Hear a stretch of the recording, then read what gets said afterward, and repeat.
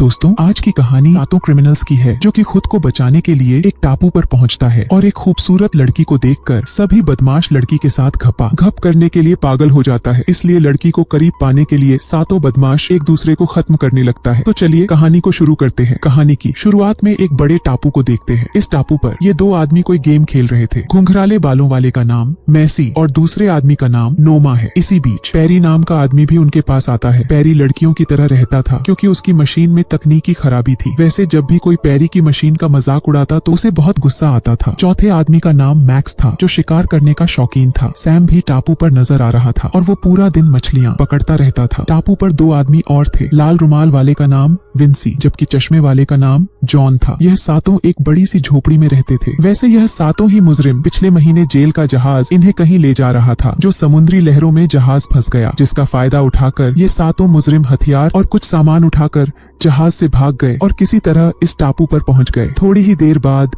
सभी को एक जहाज दिखता है। जहाज देखकर सभी खुश हो गए। पेरी जल्दी जल्दी लकड़ी जलाता है ताकि जहाज उन्हें दूर से ही देख सके। इसी बीच जब विंसी दूरबीन से देखता है तो उसे पुलिस का जहाज नजर आता है। यह लोग जिस जहाज से मदद मांग रहे थे वह तो पुलिस का जहाज निकला। अब पेरी जल्दी जल्दी लकड़ियां बुझाता है। उसके बाद विंसी के कहने पर सभी ने बोट में से गन्स उठा ली। इन लोगों के पास एक बोट भी थी लेकिन उसमें फ्यूल की कमी थी। अब सभी लोग पुलिस का मुकाबला करने के लिए तैयार थे लेकिन जहाज इन्हें देख ही नहीं पाता और वापस चला जाता है। अगले दिन किनारे पर एक खूबसूरत लड़की बेहोश पड़ी थी। सभी की नजर जैसे ही लड़की पर पड़ती है तो वह उसे उठाकर झोपड़ी में ले जाते हैं। कुछ देर बाद लड़की को होश आ गया। उसे अपने आसपास अजीब सी चेहरे देखकर वो डर गई। उसे लगा कि उसकी गुफा खतरे में है लेकिन सभी उसे समझाते हैं कि तुम यहाँ पर सेफ हो। लड़की उनकी बात मानकर पहले पानी पीती है और फिर कुछ खाती है। लड़की उन्हें बताती है कि मेरा नाम माया है, हमारा जहाज डूब गया था और मैं किसी तरह इस टापू पर पहुंच गई। सभी बदमाशों ने कई दिनों बाद लड़की देखी थी जिस कारण सभी लोग माया को देखकर गर्म हो गए थे। रात को सभी बदमाश बाहर बैठे बातें कर रहे थे जबकि पेरी और माया बोट में बैठे थे। वो माया को सब बताता है कि हम लोग मुजरिम हैं और भागने के चक्कर में हम यहाँ तक पहुँच गए। सभी बदमाश बोट की तरफ देखे जा रहे थे। उनका दिल तो कर रहा था कि वह अब भी बोट में जाएं और माया को दबोच लें। जल्दी ही पेरी भी उनके पास आता है और सभी को सोने को कहता है। उसकी बातों की तरफ कोई ध्यान नहीं देता। सभी को उम्मीद थी कि माया जल्दी ही किसी को अपने पास बुलाएगी और उसी के साथ सोएगी। बोट के अंदर माया को गन्स नजर आती है। उसका दिल कर रहा था कि वह अब भी सभी बदमाशों को मार दे और बोट लेकर वहाँ से भाग जाए। बस यही सोचकर उसने गन उठा ली। बदमाश अपनी ही बातों में लगे हुए थे। माया उन्हें मारना तो चाहती थी लेकिन किसी भी गन में गोलियां नहीं थी। अगले दिन सभी बदमाश माया से कहते हैं कि वह उससे शादी करना चाहते हैं। माया उन्हें समझाती है कि वह बारी बारी सभी से बात करेगी, उसे जो अच्छा लगेगा वो उसी से शादी करेगी। माया की बात सभी को ठीक लगी इसलिए सभी लोग उसकी बात मान जाते हैं। कुछ देर बाद माया मैक्स के साथ टहल रही थी। सबसे पहला मौका मैक्स को मिला था ताकि वह अपनी बातों से माया का दिल जीत सके। वैसे दोनों की उम्र में काफी फर्क था लेकिन फिर भी माया को उसकी बातें अच्छी लगती हैं और वो उससे सोचने का समय मांगती है। वैसे बाकी बदमाश उन पर नजर रख रहे थे और सभी को उम्मीद थी कि माया मैक्स से शादी नहीं करेगी। रात को मैक्स का दिल कर रहा था कि वह सभी को मारकर माया से अभी शादी कर ले। उसे माया से प्यार हो गया था। वो उसे किसी और के साथ नहीं देख सकता था। काफी कोशिशों के बाद भी वह गोली नहीं चला पाता क्योंकि वह अंदर ही अंदर डर गया था। अगले दिन माया और नोमा बातें कर रहे थे। माया का दिल जीतने के लिए नोमा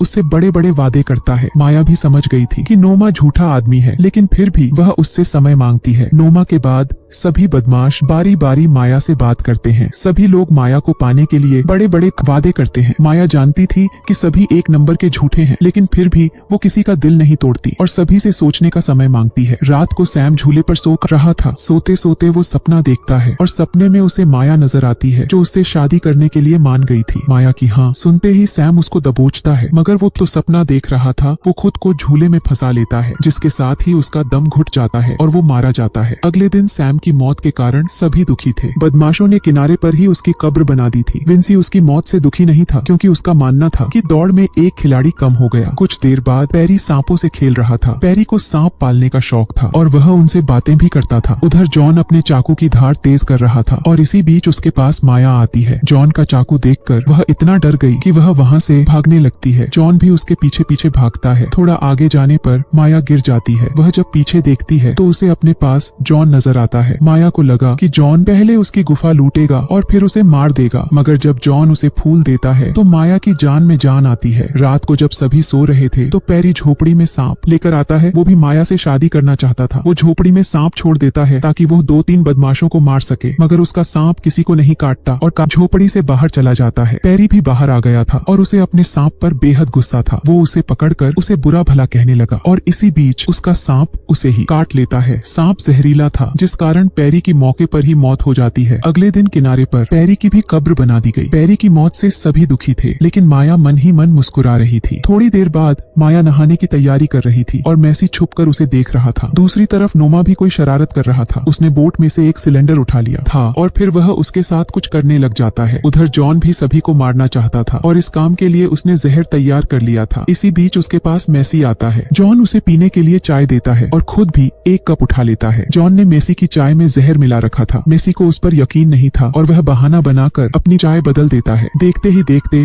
दोनों चाय पीने लगे। जॉन जल्दी ही चाय पी लेता है, जिसके साथ ही वो भी मर जाता है। कुछ देर बाद जॉन की कब्र भी किनारे पर बन गई। अब सिर्फ 4 ही बदमाश बचे थे। अब देखना यह था कि माया किसके हाथ लगती है। जल्दी ही नोमा ने झोपड़ी में सिलेंडर छुपा दिया। यह वही सिलेंडर था जिसके साथ उसने गड़बड़ की थी। कुछ ही देर बाद नोमा को छोड़कर सभी लोग खाना खाने लगे। ये लोग उसी टेबल के ऊपर खाना खा रहे थे जिसके नीचे सिलेंडर था। जल्दी ही नोमा ने एक धागे को आग लगा दी, जिसका दूसरा हिस्सा सिलेंडर से जुड़ा हुआ था। इसके बाद वो जल्दी जल्दी झोपड़ी में आकर माया को लेकर भागने लगता है। इसी बीच आसमान में पुलिस का हेलीकॉप्टर भी नजर आता है। हेलीकॉप्टर की आवाज सुनकर सभी बदमाश डर गए थे और वो जल्दी जल्दी झोपड़ी से भागते हैं। तीनों को बाहर देखकर नोमा समझ गया था कि उसकी योजना फेल हो चुकी है। वो अब सिलेंडर बचाने के लिए भागता है, मगर वो जैसे ही झोपड़ी में आया तो धमाके में मारा गया। बेवकूफ नोमा की कब्र भी किनारे पर बन गई थी। अब सिर्फ 3 बदमाश ही जिंदा बचे थे। विंसी को पूरी उम्मीद थी कि वह सबसे ज्यादा ताकतवर है और माया उसी से शादी करेगी। मैसी भी हर हाल में माया से शादी करना चाहता था। वो चाकू निकालकर विंसी को मारने की कोशिश करता है, मगर विंसी उसे पीट पीट कर उसका जुलूस निकाल देता है। इसके बाद वो माया को लेकर आगे बढ़ने लगा। उनके जाते ही मैसी उठ जाता है और वो भी उनके पीछे पीछे जाता है। उधर विंसी लगातार आगे बढ़ रहा था। इसी बीच उसका पैर एक जाल में फंस जाता है और वह दूर गिरकर मर जाता है। टापू पर अब सिर्फ 2 ही बदमाश बचे थे। विंसी की जान लेने वाला जाल शिकारी मैक्स ने बनाया था। मैसी उसे समझाता है कि तुमने विंसी को मारकर अच्छा किया, लेकिन अब तुम्हें माया को भी भूल जाना चाहिए। मैक्स उसकी बात नहीं मानता, जिसके बाद मैसी उसे समझाता है कि माया को जवान बंदे की जरूरत है और इस टापू पर सिर्फ वही जवान आदमी है। मैक्स खुद को जवान समझ रहा था और वो हर हाल में माया से शादी करना चाहता था। मैसी के बार बार समझाने पर भी जब वो नहीं मानता तो मैसी उस पर चाकू मारता है। मैसी का हमला जोरदार था। मरता मरता मैक्स भी मैसी का डंडा काट देता है, जिसके बाद उसकी भी तड़प तड़प कर मौत हो गई। अब इस पूरे टापू पर सिर्फ माया ही जिंदा बची थी, जबकि सभी बदमाश मर गए थे। असल में माया खुफिया विभाग में काम करती थी। वह टापू पर जानबूझकर आई थी ताकि बदमाशों को मार सके। वैसे बदमाशों को मारने के लिए माया को ज्यादा मेहनत नहीं करनी पड़ी, क्योंकि सभी बदमाश अपनी ही गलतियों के कारण मर गए थे। अगर हमारी वीडियो आपको पसंद आया है तो प्लीज मेरे चैनल को जरूर सब्सक्राइब करें।